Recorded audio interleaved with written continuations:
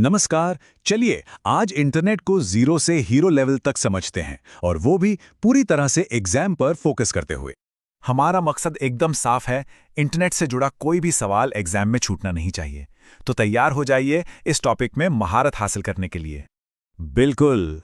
और हम सिर्फ किताबी बातें नहीं करेंगे, हम सीधे उन जरूरी फैक्ट्स पर फोकस करेंगे जो एसएससी, रेलवे, बैंकिंग और स्टेट पीसीएस जैसे एग्जाम्स में बार बार पूछे जाते हैं। ठीक है, तो शुरुआत करते हैं हमारे पहले सेक्शन से। सबसे पहले ये समझना जरूरी है कि भाई ये इंटरनेट आखिर है क्या। देखिए, सीधी सरल भाषा में कहें तो इंटरनेट दुनिया भर में फैले करोड़ों कंप्यूटरों का एक महाजाल है। अच्छा, ये सारे कंप्यूटर एक दूसरे से बात कर पाते हैं क्योंकि एक कॉमन भाषा का इस्तेमाल करते हैं, मतलब नियमों का एक सेट, जिसे हम टीसीपी/आईपी प्रोटोकॉल कहते हैं। और इसी वजह से इसे नेटवर्क का नेटवर्क भी कहा जाता है, क्योंकि ये हजारों लाखों छोटे छोटे नेटवर्क्स को आपस में जोड़ता है। अब जरा इसकी कहानी पर नजर डालते हैं। इसकी शुरुआत हुई थी 1969 में ARPANET से, जिसे अमेरिकी सेना ने बनाया था। असली गेम चेंजर मोमेंट आया 1983 में, जब TCP/IP को अपनाया गया, जिससे कम्युनिकेशन का एक स्टैंडर्ड तरीका बन गया। फिर 1989 में टिम बर्नर्स-ली ने वर्ल्ड वाइड वेब बनाया और हमारे देश भारत में आम लोगों के लिए इंटरनेट 1995 में VSNL लेकर आया। और यहीं पर आता है एक बहुत ही जरूरी एग्जाम पॉइंट। इन दोनों नामों में अक्सर लोग कंफ्यूज हो जाते हैं। ध्यान से सुनिए, इंटरनेट के जनक या फादर ऑफ इंटरनेट हैं विंटन सर्फ, जबकि वर्ल्ड वाइड वेब यानी WWW के आविष्कारक हैं टिम बर्नर्स-ली। ये दोनों अलग अलग चीजें हैं और दोनों के जनक भी अलग हैं। इस बात को तो एकदम दिमाग में बैठा लीजिए। इंटरनेट और वर्ल्ड वाइड वेब एक नहीं है। सोचिए, इंटरनेट एक बहुत बड़ा हाईवे है और वेब उस हाईवे पर चलने वाली करोड़ों गाड़ियों में से एक तरह की गाड़ी है। वेब इंटरनेट पर चलने वाली कई सर्विसेज में से बस एक सर्विस है। ये गलती एग्जाम में भारी पड़ सकती है। बहुत बढ़िया। अब जब हम बेसिक समझ गए हैं तो चलिए हमारे दूसरे सेक्शन पर चलते हैं और देखते हैं कि हम इंटरनेट पर चीजों को ढूंढते या एक्सेस कैसे करते हैं। इंटरनेट से जुड़ा हर डिवाइस, चाहे वो आपका फोन हो, लैपटॉप हो या स्मार्ट टीवी, सबका एक यूनिक एड्रेस होता है। ठीक वैसे ही जैसे हमारे घर का पता होता है। इसे ही कहते हैं आईपी एड्रेस। इसके दो वर्जन हैं, एक पुराना IPv4 जो 32 बिट का होता है और एक नया IPv6 जो 128 बिट का है। अब सवाल यह है कि नए की जरूरत क्यों पड़ी? क्योंकि IPv4 एड्रेस दुनिया में बढ़ते डिवाइसेस के लिए कम पड़ गए थे।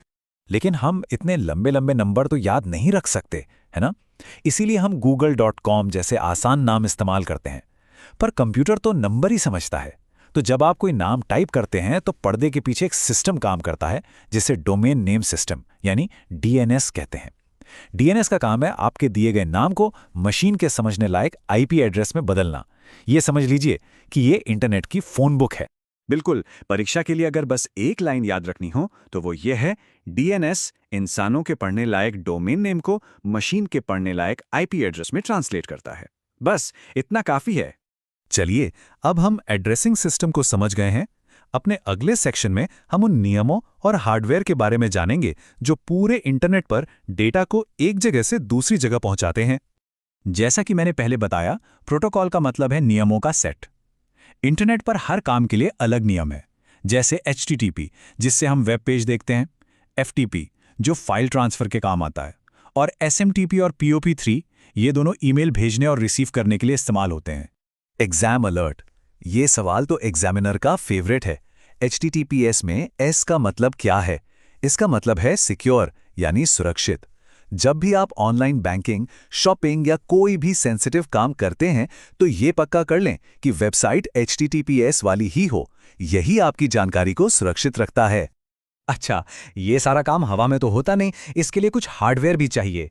मॉडेम आपके इंटरनेट सर्विस प्रोवाइडर से आने वाले सिग्नल को आपके कंप्यूटर के समझने लायक बनाता है। राउटर आपके घर में एक नेटवर्क बनाता है और उसे इंटरनेट से जोड़ता है। और स्विच और हब एक लोकल नेटवर्क में, जैसे ऑफिस में, कई डिवाइसेस को आपस में जोड़ते हैं। बस फर्क इतना है कि स्विच ज़्यादा स्मार्ट होता है, वो डेटा सिर्फ सही डिवाइस को भेजता है। बहुत बढ़िया। अब तक हम इंटरनेट की पूरी बनावट समझ चुके हैं। अब उस हिस्से पर चलते हैं जिसे हम रोजाना इस्तेमाल करते हैं, यानी जानकारी खोजना और ऑनलाइन दुनिया में सुरक्षित रहना। इंटरनेट जानकारी का एक महासागर है और इस महासागर में गोता लगाने में हमारी मदद करते हैं सर्च इंजन। सबसे मशहूर तो गूगल ही है, जिसे 1998 में लैरी पेज और सर्गेई ब्रिन ने बनाया था। इसके अलावा माइक्रोसॉफ्ट का बिंग और याहू भी काफ़ी इस्तेमाल होते हैं। इंटरनेट जितना फायदेमंद है उतना ही खतरनाक भी हो सकता है अगर हम सावधान ना रहें। तो इन शब्दों को समझिए। वायरस और मैलवेयर ये वो हानिकारक सॉफ्टवेयर हैं जो आपके सिस्टम को नुकसान पहुंचाते हैं। फिशिंग एक तरह का धोखा है जिसमें नकली ईमेल या वेबसाइट से आपकी पर्सनल जानकारी चुराई जाती है।